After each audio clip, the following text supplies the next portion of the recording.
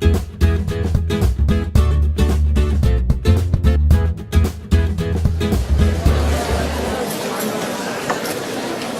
bonjour à tous. Vous êtes dans l'une des plus vieilles universités au monde, la Sorbonne, université qui a 8 siècles d'histoire.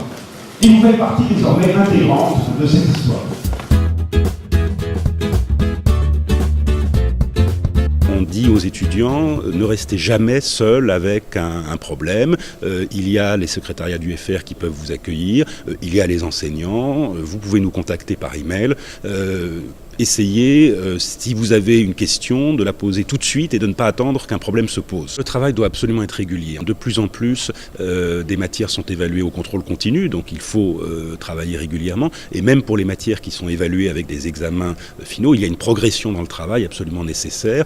Les cours sont construits de façon progressive, justement pour que les étudiants puissent acquérir les savoirs et les méthodes de façon progressive. On ne peut pas tout réviser au dernier moment.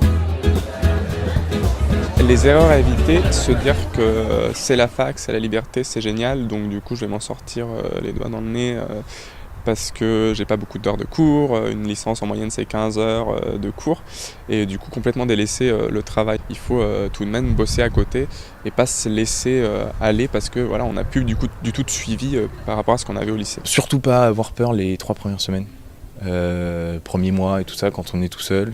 Quand un prof nous demande de lui rendre une bibliographie comme si c'était une évidence parce que lui il envoie tous les 2 jours, tous les jours et que nous on ne sait pas ce que c'est. Pas se précipiter mais surtout en fait sur l'achat des bibliographies, sur l'inscription dans les cours, toujours prendre son temps. La première année est toujours très stressante au niveau de l'organisation.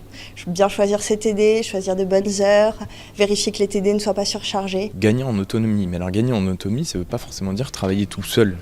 Ça veut dire savoir aller chercher l'information tout seul, savoir aller chercher le conseil tout seul. Notamment, il y a des tuteurs et le tutorat est mis en place. C'est gratuit, c'est très peu d'heures sur un petit emploi du temps. Il y a les associations étudiantes aussi qui seront toujours ravies de donner un coup de main aux étudiants, de leur expliquer le fonctionnement. Ensuite, il reste les professeurs et tout le personnel administratif. Comme je le disais aux étudiants, la première chose, c'est vraiment qu'il faut qu'ils prennent du plaisir. S'ils s'ennuient, il faut peut-être songer à une réorientation. Et ça n'a rien de honteux que de se réorienter, de se dire que finalement, on n'était pas fait pour ça. Et à ce moment-là, ce qu'il faut, c'est réussir sa réorientation.